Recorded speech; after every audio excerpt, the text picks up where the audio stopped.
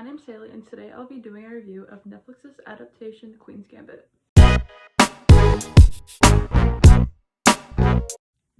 So if you don't know already, the miniseries is actually based on the novel by Walter Tevis in 1983. It's an American novel, and it's based around themes of feminism, adoption, and one of the main themes that is based around the series is drug addiction, which the main character, Beth Harmon, struggles with. I'm actually going to make another video after I read the book, kind of comparing the two, the adaptation by Netflix and the novel by Walter Tevis, but of course I want to read it first and then I'll get into that video later. So before I get into more of the plot, I just want to say that Anya Taylor-Joy, who played Beth Harmon, did a really good job of portraying the character, and her demeanor was awesome. I thought when she was concentrating on the chess pieces, she did a really good job kind of portraying this chess player that was just going through it all. She was like battling addiction. She was an alcoholic at later in the point of the story. If you watch the show, she really took the character, and she was just amazing. Like, if you haven't watched it, it was one of her best performances. As gifted as you are. There is one player that scares me. Who?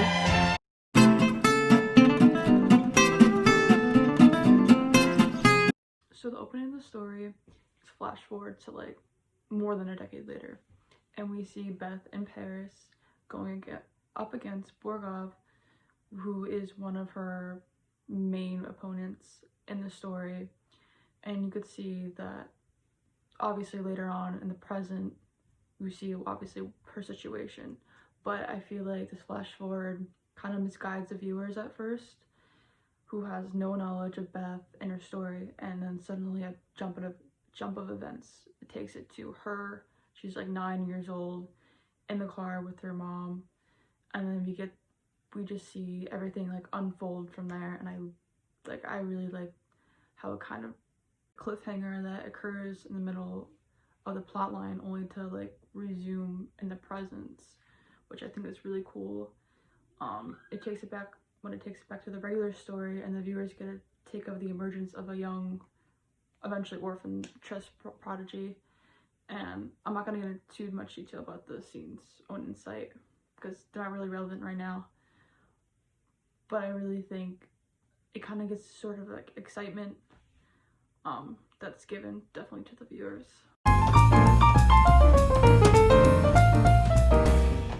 So the next scene kind of transforms to that present day soon-to-be orphan Beth Harmon in the car with her mother, where she unfortunately commits suicide while driving into another vehicle. Shortly beforehand, Alice, her mother, visits her ex-husband, where there's an appearance of his new wife and their son, and you kind of just see that you kind of just see where she's at and her circumstance and her situation. And you could kind of, during the scene, you're able, like any viewer is able to discredit that Beth will ever experience an ordinary childhood from this point on. Shortly before the suicide, when Alice, her mother, looks into the rear view mirror, kind of looks at Beth, and you kind of just see this apparent suffering right through her eyes. And I think the actress, Chloe, I'm not sure how you pronounce her last name, but she really portrayed this clear sense of emotions and her suffering. You could basically feel it, like you could literally feel her pain. And in her mind, you could see that Alice had been left with no other option but suicide, which is unfortunate because her father wasn't in the picture, and her mom was clearly suffering from something really traumatic. It seemed in this case, mental health. She was really, really depressed, and she just couldn't take it anymore. The fact that this is one of the first scenes in the entire show and is able to resolve this captivating emotional roller coaster really left me clinging for more, which I really think they did a really nice job at. you kind of, right after the accident, during Alice's death, you could simply ask, like, what's next? What's gonna happen to Beth Harmon? And then in the scene, you could see just Beth just standing right by the scene, and you could see her full emptiness, left like untouched physically. Almost like, even though Beth survived, which was a miracle, but it's also made from a tragedy that, you know, she's alone, and you're just asking what's next.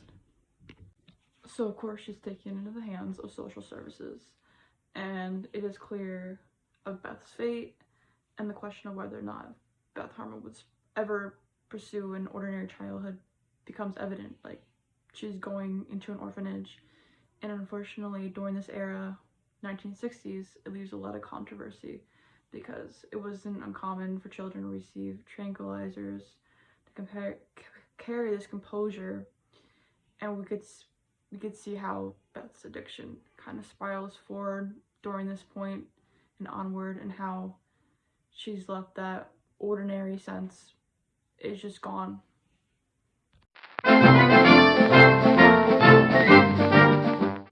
Now we could see Beth takes up Tress in the basement with the orphanage's janitor, Mr. Shabo, and we could see how she kind of gets this, like, she's this attractiveness to chess in the game, and she's like really into it, and she eventually learns to say the tranquilizers for bedtime, where she envisions the chessboard in her head to practice her skill, and this kind of evolves her time in the orphanage.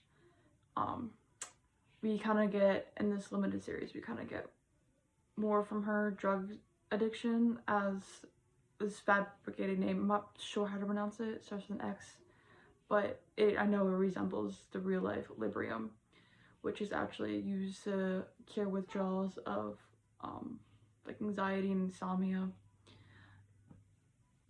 So during this real life time in the mid 1970s, this drug, Librium, it actually gets discontinued due to like overprescription and misuse, and this televised version did a really good job of catching the common early onset of drug use during this era, and the commonly portrayed regulations during this time period, and then you could see that experiencing withdrawals, like Beth is caught breaking into the supply and the orphanage's pharmacy,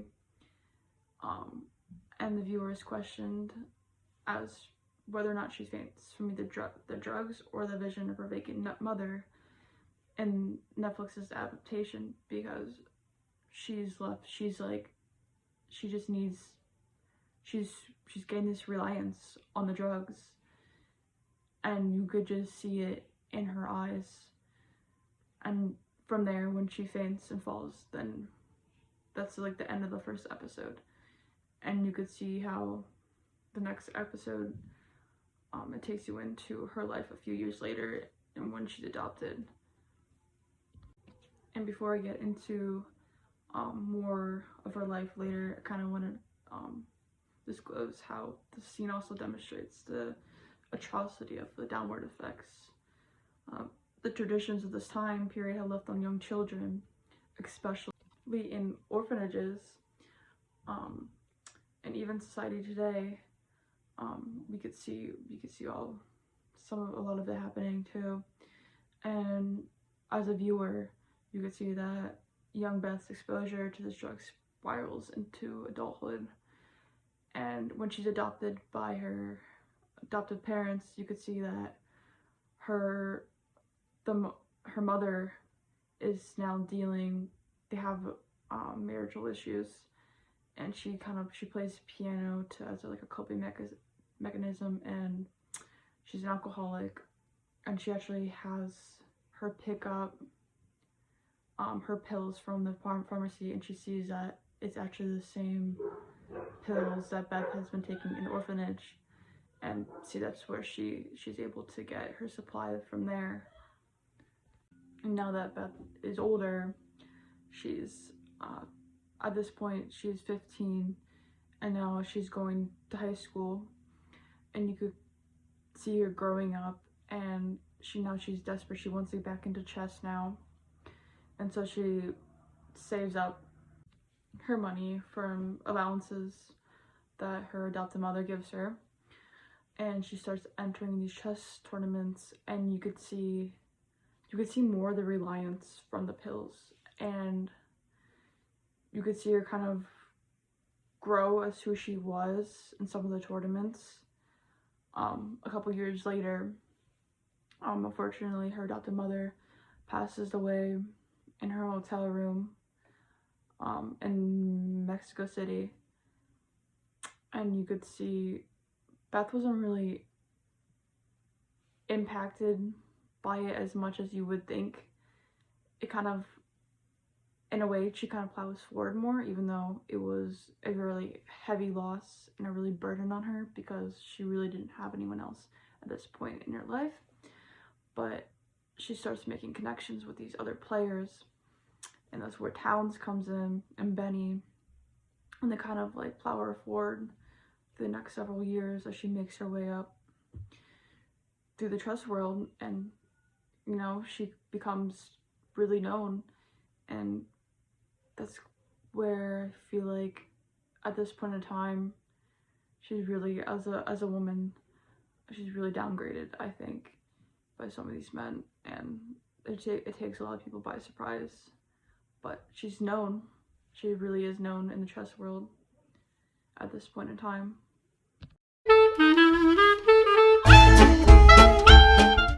So for the rest of the video, I really want to get into this misconception I feel like a lot of people can have by the portrayal of Beth's drug abuse. Kind of, you see her struggling the whole entire story until the very last game. You see her she's just genius, but you see her reliance, like she kind of comes off of it right away, and she wins. But unfortunately, in the real world, that's not really how it works. There's a sort of myth, I think, and I really think Stephen King put that out there. I read a few articles. Stephen King, he obviously struggled with addiction for years, and it took some time for him, to get back into it. It takes a lot of time. Obviously, Stephen King, also a genius at his art. He had this reliance on it, and obviously he can't just get off of it and resume. It takes time, it takes healing, and I think Beth, who's also a genius in the sense, it's not really ideal for her to come right off of it and able to play a normal game of chess as herself. I think this was really hard to watch. Kind of, it played into this idea that they can't get clean, because if they do, they won't be able to do their art like they were able to before, which is not true, because Beth kind of realizes at the end, despite the time kind of cramp, that she really doesn't need drugs to play chess, and it comes too easily. There just wasn't enough time, which I understand because it's a mini series and there just wasn't enough time to make it an ideal thing. And she kind of agrees at the end to play without the pills when she's with Towns, and she just kind of goes off and says, I really need them right now. But she's kind of just like, okay, like I kind of thought I did need them, and I just really won't. And then you kind of just see her the next day at the final match, and we see that visualization thing she does with the chessboard perfectly without taking anything, completely sober. And it's like, okay, like her addiction has been beat just like that.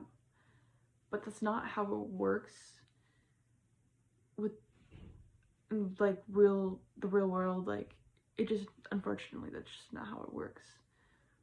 But I think if there wasn't such a time crunch, I think the series, I think, should have expanded upon like her rehabilitation and how she would have gotten help for addiction. Like, I really wanted to see that, and unfortunately we did not get that. But it's okay, because I thought it was still, I saw it was a really, really good adaptation. And Netflix, I thought you did a really good job. And I know this wasn't really an ideal review, but it's my first one, so I would appreciate it if you would like and subscribe. Thank you.